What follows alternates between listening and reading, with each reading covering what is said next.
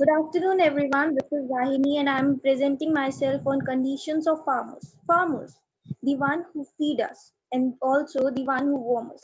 Like when we all wake up in the morning, we badly wanted some sort of tea or coffee, but who provides us that? Our farmers. From our first meal to the last meal of our day, they are the only one who bless us with a healthy life. Being an economic student, we can state that the farmer is the only man in our economy who buys everything at retail but sells at wholesale and pay the freight in both the ways. So today, let us know their condition and recent reforms related to agriculture. Recently, on 5th June 2020, our parliament promulgated new ordinance for our farmers, which has raised many questions that why, what was it need? Were our conditions that bad? To answer all these questions, that why, what were the reasons, we need to proceed towards the history. History of agriculture in India dates back to Indus Valley civilization era, and even before that in some parts of southern India. Today, India ranks second worldwide in farm output. Agriculture that has always been pivotal for Indian economy rise since independence. The gravity of sector is due to fact that nearly 55% of population of a country derives its livelihood from the agriculture. It's not only to meet the food and nutritional requirement of 1.3 billion Indians, rather also contributes significantly to production, employment and demand generation through various backward and forward linkages.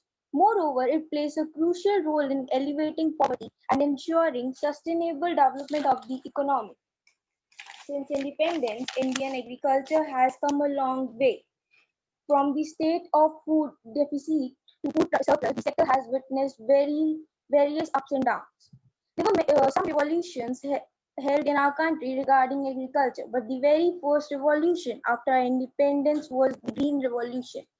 To make the country self-sufficient in food grains and reduce our dependence on imports, high input-driven green revolution agriculture was introduced in the late 1960s in pockets of northwestern and coastal peninsular India. The green revolution package comprised introduction of high-yielding variety, HYV of seeds, application of chemical fertilizers, pesticides, and expansion of irrigation.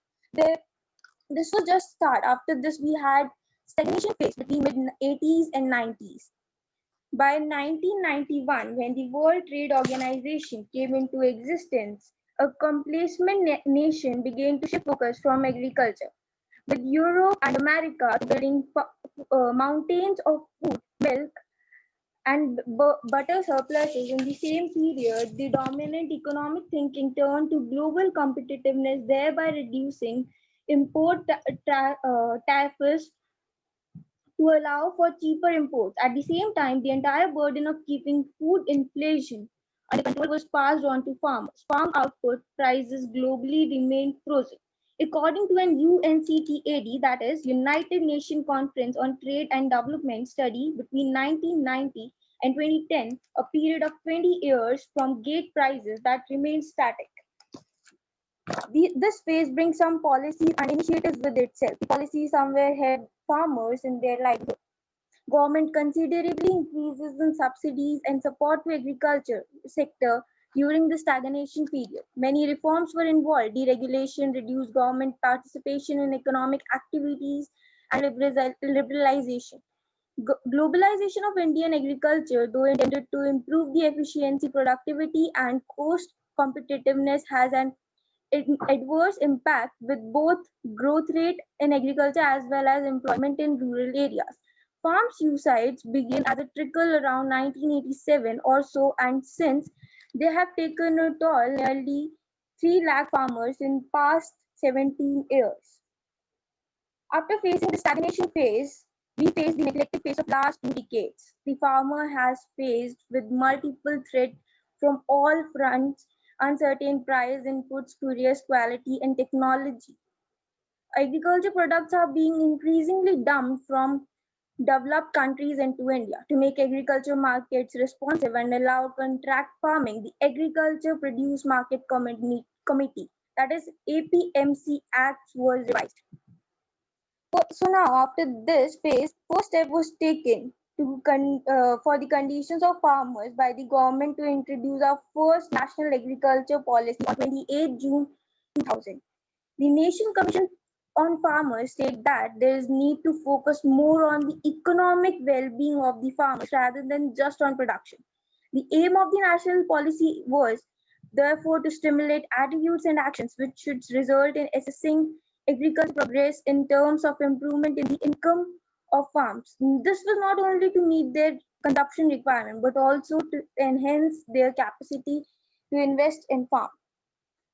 So these were few conditions, reforms, and policies which help our farmers, but not that much. And with the time, we need to update ourselves just to make the conditions better. To keep this point in their mind, our government placed the new agriculture ordinance in 2020. This ordinance provides a framework for the protection and empowerment of farmers with reference to the sale and purchase of farm products. The provision of the ordinance will override all state APMCs. Some key features that this ordinance contains. Number one is farming agreement. The ordinance provides for a farming prior for the production or reading of any farm produce, aimed to facilitating farmers in selling farm produce to sponsors. Duration of agreement. The minimum period of an agreement will be one crop season or one production cycle of livestock. Maximum period will be 5 years. Pricing for farming produce. The price to be paid for the production of a farming produce will be mentioned already in the agreement. So these were some things, some new reforms, some conditions. So now by summing up my things and conveying the message to the farmers from their new friend nowadays, yes, that's hope, on which they lose their life's hope, or which they quit their life and find the only solution for all their problems. So all I wanted to convey is, hey farmers, I heard that you are loving me more than your hope, but why? Why you all lose your hopes? Don't you know that our government has just worked for your empowerment and going to provide you funds for the production of your crops? I know, I know this will not solve all your problems, but will surely make your conditions better. Remember, nothing is going to be changed in just one day or a year, and especially when it's going on from so many years. And we all know that good things take time. So please believe on your skills and be the part of new things around you. So that's just from my side. Thank you, everyone.